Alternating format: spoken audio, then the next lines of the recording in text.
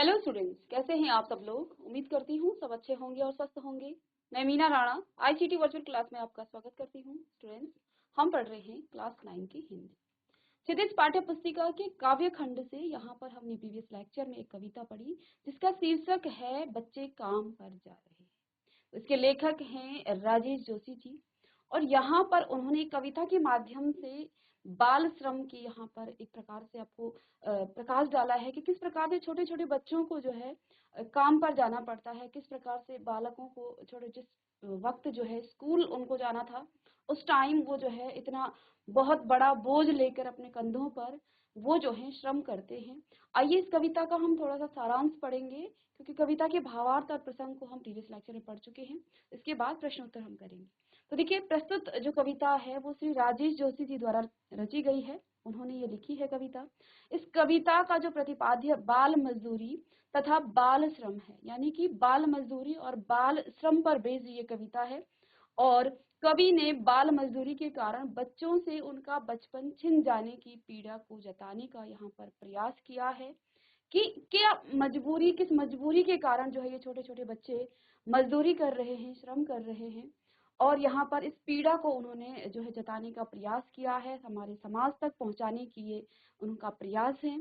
यहाँ कवि ने उन सामाजिक व आर्थिक परिस्थितियों की ओर हम सबका ध्यान जो है आकर्षित किया है।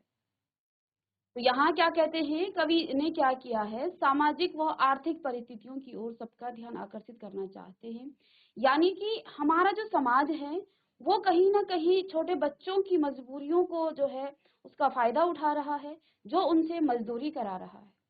अब देखिए, आर्थिक तंगी के कारण, रोजी रोटी के कारण वो बच्चे कहाँ श्रम कर रहे हैं। और हम जो संपन्न परिवार के लोग हैं या संपन्न लोग हैं जो इतना जो है उन बच्चों को श्रम करने के बजाय उनको उससे बढ़िया हम क्या कर सकते हैं, उनको पढ़ने लिखने के लिए जो है उनके लिए हम प्रोवाइड करा सकते हैं, उनकी बुक्स वगैरह, फीस, ये चीजें हम प्रोवाइड करा सकते हैं। लेकिन हम उनसे ही मजदूरी जो है करवाते हैं। तो ये हमारे समाज के लिए एक शर्मनाक बात है, क्योंकि यदि हम संपन्न हैं, यदि हमारी क्षमता है तो हमें जो है जरूर किसी बेचारे और विवश जो बच्चे हैं उनकी मदद करनी चाहिए। तो यहाँ उसी पर जो है कवि ने जो है ये प्रकाश डाला है कि ये सामाजिक और आर्थिक परिस्थितियों की ओर सबका ध्यान जो है आकर्षित करना चाहे। समाज जो है जो बालकों से, छोटे बच्चों से श्रम करा रहा है, वो सामाजिक परिस्थिति और आर्थिक उन बच्चों की मजबूरी और व्यवस्था है जो मजदूरी करने के लिए मजदूर जो है विवश है। तो ये जो है उनकी आर्थिक परिस्थितियां हैं। तो इस ओर जो है कवि ने यहाँ ध्यान हमारा आकर्षित किया है। हम सबका ध्यान आकर्षित वो करना चाहते हैं जिस कारण बच्चे अपना बचपन खो देते हैं। जिस उम्र में उनको खेलना कूदना और पढ़ना लिखना चाहिए, उस उम्र में वो इतना भारी भरकम जो है बोझ उठाए अपने सर पर, अपने कंधों पर जो है वो, जैसा कि आपको यहाँ चित्र में भी दिखाई दे रहा है, मैं जूम करके दिखाऊंगी आगे। तो देखिए, वो अपना बचपन जो है खो देते हैं, उनकी शिक्षा नहीं हो पाती और वे बाल मजदूरी करने पर विवश हो जाते हैं। तो इन बच्चों की जो है शिक्षा भी नहीं हो पाती है और ये मजबूरी बस जो है बाल मजदूरी यहाँ पर करते हैं। आप चित्र में देखिए, एक छोटा सा बच्चा यहाँ आपको दिख रहा है जो कि अपने कंधों पर बहुत भारी जो है पत्थर उठाए या एक पेटी जो है सामान की वो लेके जा रहा है। यहाँ देखिए, छोटे छोटे बच्चे तसले में अपने कंधों, अपने सर पर जो है बहुत भारी जो है ये पत्थरों का बोझ उठा रहे हैं। यहाँ देखिए, कुछ बच्चे यहाँ चाय बनाते हुए आपको दिख रहे हैं। कुछ बच्चे आपको, आप अपने समाज में ही आप इर्द गिर्द देख सकते हैं, कुछ बच्चे यहाँ आपको कूड़ा उठाते हुए, सुबह सुबह जब आपकी गली मोहल्ले में आपको छोटे छोटे बच्चे जो हैं कूड़ा उठाते हुए आपको दिखते हैं, तो कहीं ना कहीं हम लोग भी उनका तिरस्कार करते हैं। हम उनकी मजबूरी और व्यवस्था को ना समझते हुए, क्योंकि हमारे मन में जो है वो जो है एक हीन भावना हमारे जो है समाज के मन में जो है उन बच्चों के प्रति रहती है। हम कहीं ना कहीं जो है संपन्न होते हुए भी, जबकि हम लोग उन बच्चों को कुछ दे सकते हैं जो हमारे बस में है, लेकिन हम ऐसा नहीं सोचते हैं। हम बल्कि उनको भगा देते हैं कि भगो यहाँ से, या इस प्रकार की बातें जो है हम उन बच्चों के साथ करते हैं। तो ये हमारी भी जिम्मेदारी बनती है कि कहीं ना कहीं अगर हम संपन्न हैं, हम जो है काबिल हैं उनको कुछ देने के लिए, या उनकी पढ़ाई या उसके लिए हम मदद करने के लिए यदि हम सक्षम हैं, तो हमें उनकी मदद जरूर करनी चाहिए। क्योंकि व्यवस्था जो है उनकी जो बेबसी है वो उनको ये काम करवा रही है। तो यहाँ देखिए ये बच्चे यहाँ पर जो है इस बोझ को यहाँ पर ढो रहे हैं। तो यही हमारे समाज की जो है इसी पीड़ा का जो है यहाँ पर कवि राजेश जोशी जी ने वर्णन किया है कि किस प्रकार से छोटे छोटे बच्चे जो है बाल श्रम करते हैं। आगे कवि कहते हैं, कवि ने बताया, कवि हमें बताना चाहते हैं कि आर्थिक तंगी के कारण बच्चों को मजदूरी करनी पड़ती है, ठीक है ना। उनकी भी कहीं ना कहीं जो है एक प्रकार से मजबूरी है। वो जो है रोजी रोटी के लिए, दो रोटी के लिए वो जो है मजदूरी करते हैं, ठीक है। उन्हें सर्दी के समय में सवेरे कोहरे में ही काम पर जाना पड़ता है। आप अपने गलियों में, मोहल्लों में देखते होंगे, सुबह सुबह जब हम उठते भी नहीं हैं तब तक वो बच्चे जो है कूड़ा उठाते हुए आपको दिखते हैं। तो वो उनकी मजबूरी है कहीं ना कहीं। उन्हें सर्दी के समय में सवेरे कोहरे में ही काम पर जाना पड़ता है। उनके सामने कौन सी समस्या है? केवल इतना सोचना और कहना ही पर्याप्त नहीं है। तो यहाँ कवि ने क्या कहा था, इसको विवरण के रूप में नहीं लिखा जाना चाहिए, बल्कि एक प्रश्न की तरह इसको पूछा जाना चाहिए, ठीक है ना। तो यहाँ क्या कहते हैं कि ये सोचना और कहना ही पर्याप्त नहीं है कि हम बस कह रहे हैं और सोच रहे हैं कि इनकी व्यवस्था है, और जब हमारे सामने वो परिस्थिति आती है हम उनके लिए कुछ ना कर पाए तो हमारा सोचना भी व्यर्थ है। बल्कि हमें जो है, यदि हम सोचते हैं तो हमें उन बच्चों के लिए कुछ ना कुछ करना चाहिए। यदि हमारे पास जो पर्याप्त साधन हैं उनके लिए कुछ हम कर सकते हैं तो ये ज्यादा हमारे समाज के लिए और ये पूरे समाज के लिए है, ठीक है ना। तो यहाँ कवि ने क्या कहा है कि हम इसके लिए सोचें और इसे कहें एक दूसरे से, और बस कहने तक ही इसको सीमित रख दें तो ये पर्याप्त नहीं है, बल्कि हमें और हमारे समाज को इन बच्चों के लिए कुछ करना चाहिए। केवल इतना सोचना और कहना ही पर्याप्त नहीं है। ना ही कोई भयंकर बात है कि हमने ये बात कह दी और बस हम जो है बहुत महान हो गए हैं। हम महान तब कहलाएंगे, या फिर हमारे अंदर की यदि हमें पीड़ा सच में है तो हमें सेटिस्फाई कब होंगे, जब हम उन बच्चों के लिए कुछ करेंगे, ठीक है ना। तो यहाँ कवि का यहाँ पर यही कहना है कि ये हमने बात कह दी तो ये कोई भयंकर बात है, ठीक है। बस सोचना यह है कि बच्चे काम पर क्यों जाते हैं, किंतु इस प्रश्न का उत्तर भी समाज के पास नहीं है। ये बच्चे क्यों काम पर जा रहे हैं, हमें ये भी सोचना चाहिए। लेकिन यहाँ कवि क्या कहते हैं कि इसका उत्तर हमारे पूरे समाज के पास भी नहीं है। बहुत बुरी बात है कि बच्चों को खेलने, खाने और मौज मस्ती के समय मजदूरी करनी पड़ती है। कभी पूछते हैं कि हाथों में खिलौने जिनके हाथों से जो है खिलौने छीनने के लिए उनकी रंग बिरंगी किताबें जो है काले पहाड़ के नीचे दब गई हैं। ये लाइनें कवि ने यहाँ पर किसमें आपकी पंक्ति में कही थी कि ये बच्चे काम पर क्यों जा रहे हैं। प्रश्न यहाँ पर किया था, क्यों जा रहे हैं? क्या इनके खिलौने जो है किसी काले पहाड़ के नीचे दब गए हैं, या फिर इनकी जो किताबें हैं उन सब किताबों को क्या दीमकों ने खा लिया है? इस प्रकार की बात यहाँ कवि ने की है। या फिर इनके जो खिलौने हैं वो जो है किसी काले पहाड़ के नीचे दब गए हैं, इनके जो विद्यालय हैं वो किसी भूकंप में ढह गए हैं, जो वे पढ़ने नहीं जाते हैं और खेलने भी नहीं जाते हैं, ना ही वो बाग में या बगीचों में, आंगन आदि में भी जो है वो खेलने जा रहे हैं। क्या वो सब खत्म हो गए हैं? यहाँ ये प्रश्न जो है कवि ने किया है। सब कुछ मौजूद है, लेकिन यहाँ पर कवि क्या कहते हैं कि ऐसा कुछ नहीं है। सब कुछ मौजूद होते हुए भी आज बच्चे काम पर जा रहे हैं। हर दुनिया की हजारों सड़कों पर आप देखेंगे बच्चे जो है सुबह सुबह उस कड़कती ठंड में, जब चारों तरफ कोहरा छाया रहता है, उस समय बच्चे काम पर जा रहे हैं। ये हमारे लिए बड़ी शर्म की बात है, हमारे समाज के लिए ये बड़ी शर्म की बात है। तो यहाँ क्या कहते हैं कवि कि सब कुछ मौजूद होते हुए भी अनेक बच्चे जो है सड़कों पर मजदूरी करने के लिए वो जो है मजबूर हैं। यही आश्चर्य है, यही विडंबना है। कवि कहना चाहता है कि सभी लोग मिलकर ऐसा कुछ महान कार्य करें जिससे गरीब बच्चे भी पढ़ लिख सकें, ताकि उनका भविष्य सुधरे और वे भी खुश हों, ठीक है। तो ये हमारे पूरे समाज की जिम्मेदारी है। और देखिए, हम पर्सनली भी किसी बच्चे के लिए अगर कुछ कर सकते हैं तो हमें करना चाहिए, तभी ये बात हमारा कहना भी जो है सार्थक होगा। नहीं तो बस ये प्रश्न करना कि वे बच्चे काम पर क्यों जा रहे हैं, और बस इस प्रश्न करके इसको समाज के सामने रखना और उसको बस डिस्कस करना, एक दूसरे से कहना, ये जो है महानता नहीं है। हमें उन बच्चों के लिए जरूर कुछ ना कुछ करना चाहिए। अगर व्यवस्था है, हम सामर्थ्य हैं, तो उन बच्चों की भविष्य के लिए हमें अगर कुछ कर सकते हैं तो हमें जरूर करना चाहिए, और साथ ही साथ हमारे समाज को भी। तो इसी के साथ यहाँ पर कविता के जो ये सारांश है, ये सब कुछ यहाँ पर कवि ने बताया है। और अंत में यहाँ पर आप देखेंगे ये एक बच्चा है जिसको अभी पढ़ने लिखने की जिसकी उम्र थी, वो जो है एक भारी भरकम जो है पत्थर लेकर के क्या कर रहा है, मजदूरी कर रहा है। तो ये जो है बड़ी दयनीय और बड़ी दुर्दशा है हमारे समाज की कि इस प्रकार से छोटे बच्चे जो हैं जिनको अपना भविष्य जो है उज्जवल करने के लिए पढ़ना और लिखना चाहिए था, वो जो है इस प्रकार के जो है कार्य कर रहे हैं। ठीक है, तो आइए इसके कुछ कठिन शब्द हैं, इनको आप लिखेंगे अपनी नोटबुक में। चलिए, यहाँ पर एक शब्द आया है विवरण। विवरण का अर्थ है वर्णन। विवरण का अर्थ है वर्णन। अंतरिक्ष का मतलब है आकाश। दीमक एक प्रकार का कीड़ा होता है, सब जानते हैं, और ये कीड़ा जो है हमारी लकड़ियों पर लगता है, और जब दीमक कहीं लग जाता है तो हमारी सारी चीजें वो खा जाता है। ठीक है, तो इसके बाद यहाँ पर मदरसा का मतलब स्कूल की जो इमारतें हैं उसके लिए कहा गया है, स्कूल के लिए कहा गया है।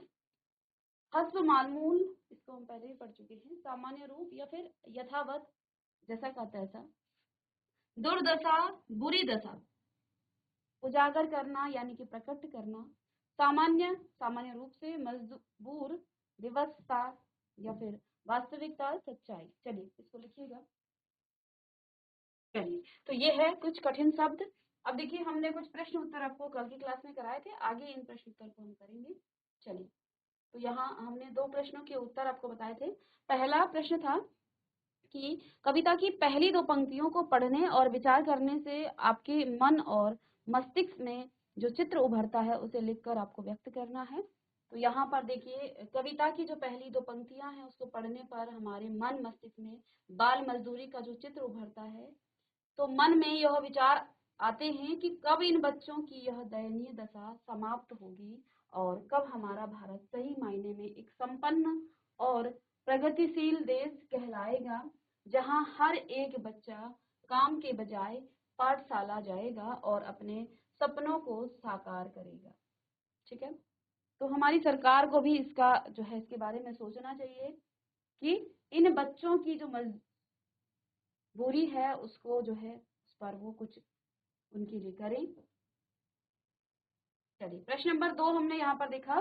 कवि का मानना है कि बच्चों के काम पर जाने की जो भयानक बात को विवरण की तरह न लिखकर सवाल के रूप में पूछा जाना चाहिए कि काम पर क्यों जा रहे हैं बच्चे। कवि की दृष्टि में उसे प्रश्न के रूप में क्यों पूछा जाना चाहिए। ठीक है, चलिए, बच्चों की इस स्थिति के लिए समाज जो है कहीं ना कहीं जिम्मेदार है।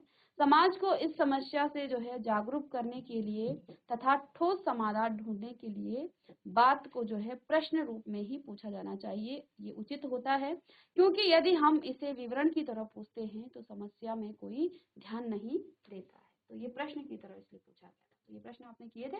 चलिए, प्रश्न नंबर 3 यहाँ पर आप लिखेंगे। प्रश्न नंबर,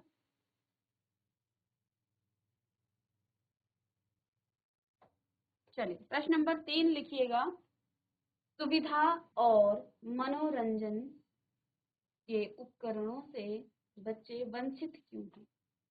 सुविधा और मनोरंजन के उपकरणों से बच्चे वंचित क्यों हैं। चलिए प्रश्न लिखिएगा। चलिए, तो सुविधा और मनोरंजन के जो उपकरणों से बच्चे वंचित क्यों हैं।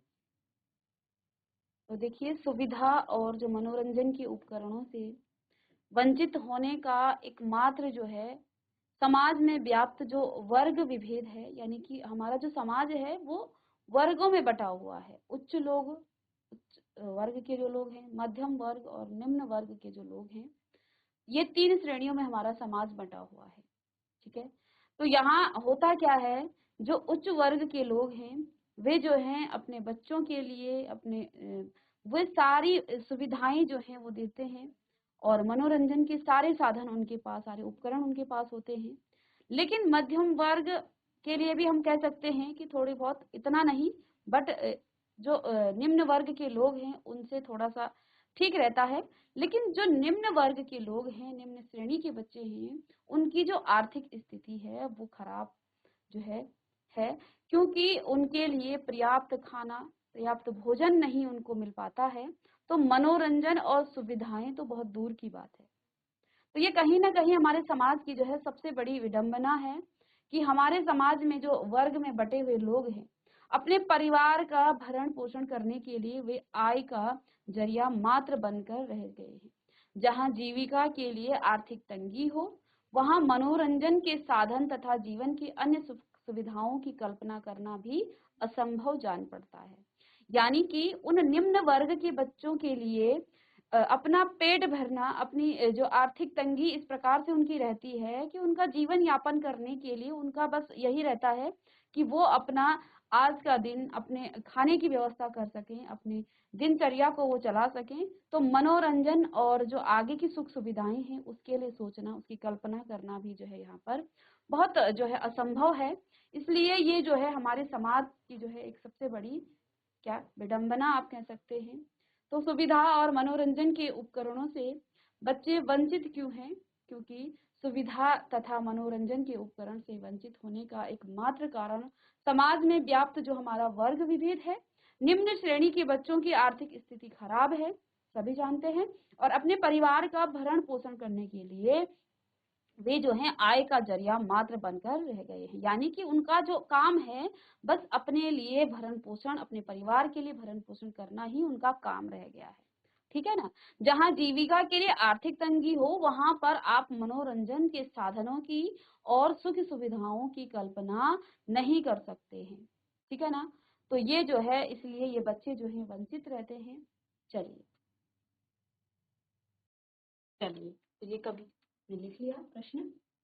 के बाद देखिए प्रश्न नंबर 4 है।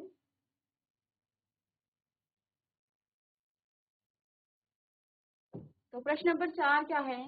दिन प्रतिदिन के जीवन में हर कोई बच्चों को काम पर जाते देख रहा या रही है, फिर भी किसी को कुछ अटपटा नहीं लगता है। इस उदासीनता के क्या कारण हो सकते हैं? कि हम जो हैं अपनी हर दिन जो है अपने हर दिन आप देख पाते हैं अपने इर्द-गिर्द हर बच्चा कहीं न कहीं आपको किसी न किसी सड़क में बच्चे काम पर जाते हुए दिखते हैं। लेकिन फिर भी जो है किसी को अजीब-सा नहीं लगता है, अटपटा-सा नहीं लगता है। इस उदासीनता के क्या कारण हो सकते हैं कि लोग इसके प्रति जो है ना तो लोगों को ये अजीब-सा लगता है कि ये छोटे से बच्चे जो हैं काम पर जा रहे हैं। तो इसका क्या कारण हो सकता है? ठीक है? तो प्रश्न लिखिएगा। उत्तर लिखेंगे आज के मनुष्य का जो है आत्म केंद्रित होना, ये सबसे बड़ा जो है ये जो है कारण हो सकता है कि हर मनुष्य अपने में ही अपने बारे में ही सोचता है। आत्म केंद्रित होना का मतलब ये है कि मुझे अपनी ही परवाह है, मैं कहाँ जा रही हूँ, मुझे क्या सुविधाएं चाहिए, मुझे क्या करना है, और बगल में आपके क्या हो रहा है, कोई बच्चा दुख में है, कोई आपके पड़ोसी जो है दुख में है, या कोई छोटा बच्चा किसी रोड से जा रहा है, सड़क से जा रहा है, उससे हमें कोई फर्क नहीं पड़ता है। क्योंकि हम जो हैं क्या हो गए हैं, मनुष्य सारे आत्म केंद्रित हो गए हैं। वे केवल अपने और अपने बच्चों के बारे में ही सोचते हैं। जरा अगर हम उन बच्चों में जो है उनको जो है अपने बच्चों की तरह देखें कि यार ये भी तो हमारे बच्चे की तरह हैं। ये छोटे बच्चे जहाँ हमारे बच्चे स्कूल जाते हैं और ये सुबह उठकर इस ठंडी में इस जो है कोहरे भरी ठंड में ये क्या कर रहे हैं, मजदूरी कर रहे हैं। कहीं हमें कूड़ा उठाते हुए बच्चे दिखते हैं। तो ये जो है सबसे बड़ा इसका कारण है आत्म केंद्रित होना। मनुष्य जो है आज क्या हो गया है, आत्म केंद्रित हो गया है। वो अपने और अपने बच्चों और अपनों के बारे में ही सोचता है। ठीक है? दूसरा कारण है जागरूकता तथा जिम्मेदारी की कमी के कारण लोग जो है सोचते हैं कि यह उनका नहीं सरकार का काम है। हर कोई क्या सोचता है कि ये उनका नहीं है, और जहाँ ज्यादा काम खराब हो गया तो फिर हम सरकार के ऊपर डालते हैं, सरकार ने ये क्यों नहीं किया, सरकार ने वो क्यों नहीं किया। लेकिन कहीं ना कहीं सरकार वही करेगी जो हम लोगों की सोच होगी। हम यदि जागरूक हैं तो सरकार को भी हम जगा सकते हैं। सरकार भी जो है हमारी सोच के अकॉर्डिंग चल सकती है। देखिए हम जो है हमारे रोड से हमारे घर के पास से यदि कोई बच्चा जा रहा है, हम उसके बारे में कुछ नहीं सोच रहे हैं। हम और अगर कोई हमें कह भी दे तो हम कहेंगे कि हमारा क्या है, हम तो भाई अपना काम देख रहे हैं। ये सरकार जाने, ये सरकार को करना चाहिए। तो हम जो है कहीं ना कहीं सरकार के ऊपर भी ये चीजें थोप देते हैं। लेकिन ये जो है एक हर नागरिक का जो है जिम्मेदारी बनती है कि उस बच्चे के बारे में जो बाल श्रम कर रहा है या किसी मजदूर जो मजदूरी है उसकी मजबूरी है जिसके कारण वो मजदूरी कर रहा है, तो उसके बारे में सोचना हर किसी का, हर नागरिक का जो है ये फर्ज बनता है।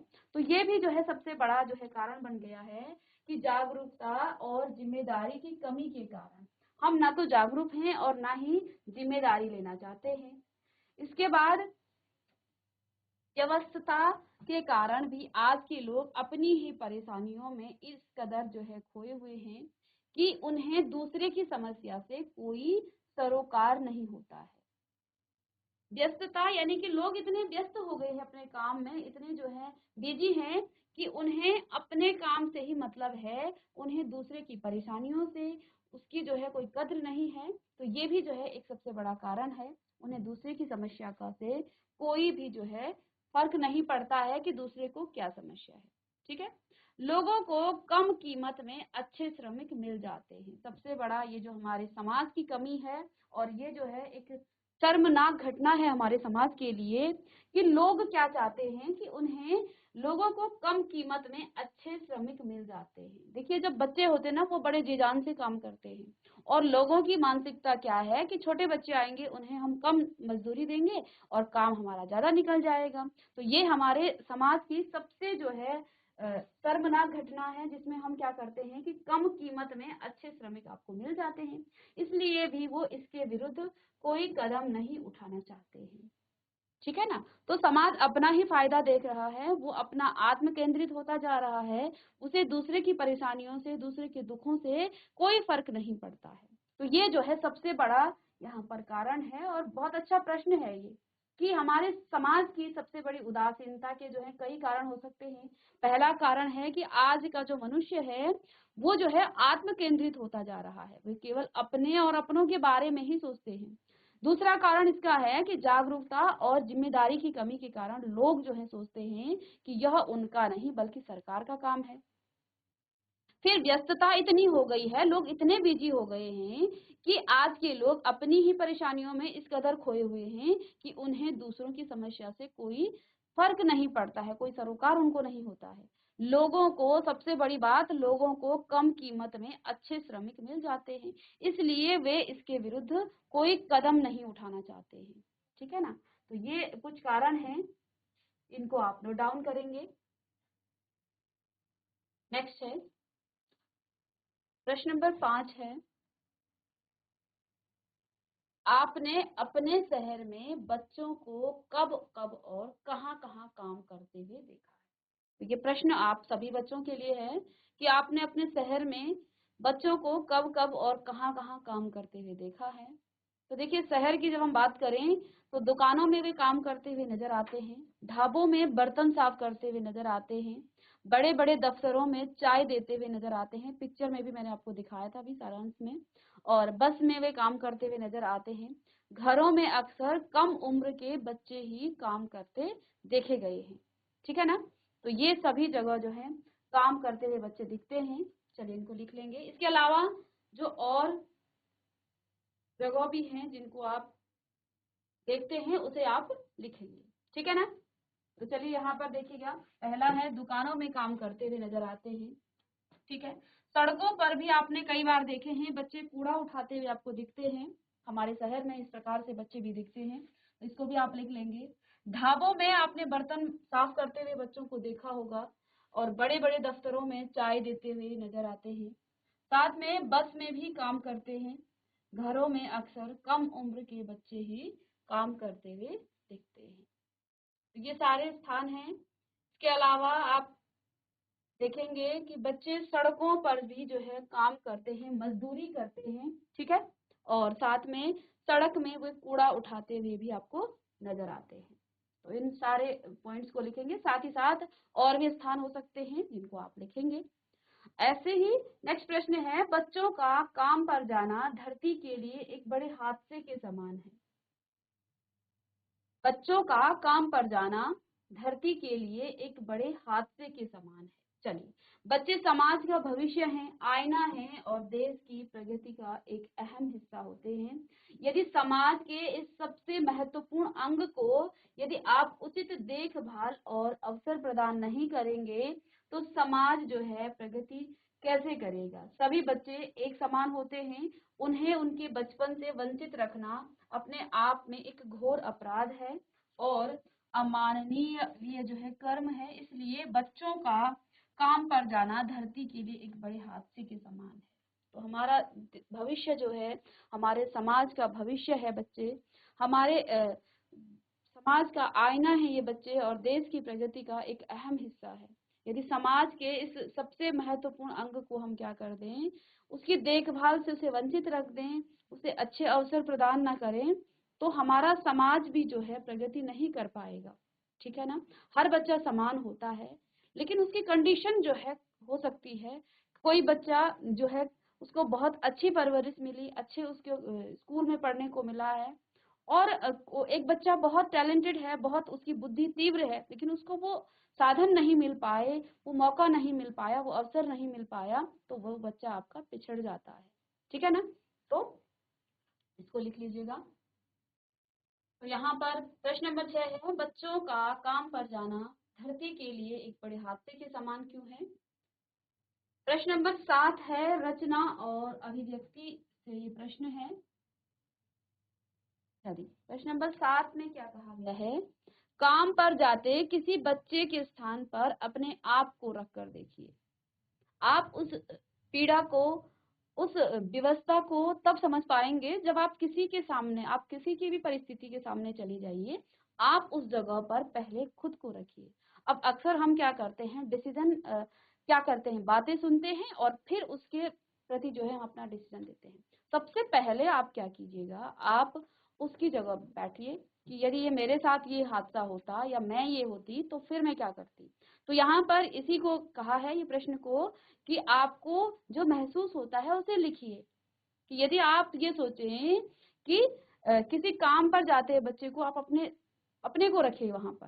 तो यहाँ देखिए प्रश्न में क्या लिखा है कि मुझे उत्तर क्या है, मुझे यदि इस तरह बाल मजदूरी करनी पड़ती, और ये प्रश्न आप स्वयं करेंगे इसका उत्तर, कि आपको यदि बाल मजदूरी के लिए रखा जाए, आपको मजदूरी करने को भेजा जाए, तो फिर आप क्या महसूस करेंगे। ये प्रश्न आपके लिए है। ठीक है ना?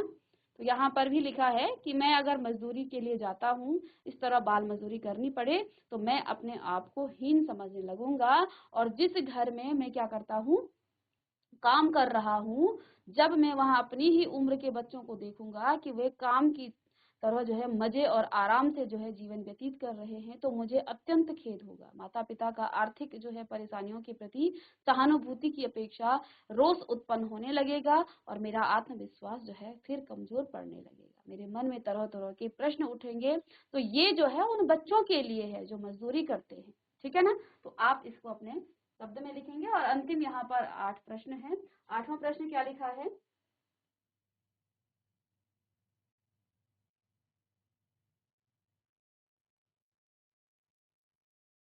तो यहाँ देखिए अंतिम प्रश्न है, आपके विचार से बच्चों को काम पर क्यों नहीं भेजा जाना चाहिए, उन्हें क्या करने के मौके मिलने चाहिए। ठीक है? तो आपको ये अपने विचार रखने हैं कि बच्चों को काम पर क्यों नहीं भेजा जाना चाहिए। ठीक है? तो आप जरूर इस पर अपना विचार रखिए कि बच्चों को काम पर जाने से क्या क्या उनको जो है परेशानी उठानी पड़ती है और उनका जो मानसिक विकास है वो किस तरह जो है मोड़ खाता है, कहाँ वो जाता है। ठीक है? और एक संपन्न परिवार का बच्चा जिसको हर सुख सुविधाएं मिलती हैं, वो उसका मानसिक विकास और जो बच्चा काम करता है उसके मानसिक विकास में कितना फर्क होता है, क्या अंतर होता है। तो इस प्रश्न को आप जरूर लिखिएगा घर में। इसी के साथ ये कविता हमारी खत्म होती है। हमने इस कविता के भावार्थ को, शब्दार्थ को, साथ ही साथ इसके प्रसंग को और इसके सारांश को भी हमने पढ़ लिया और प्रश्न उत्तर भी हमने आज की क्लास में किए हैं। तो मिलते हैं नेक्स्ट लेक्चर में कोई और प्रश्न और चैप्टर के साथ। तब तक के लिए thank you and have a nice day.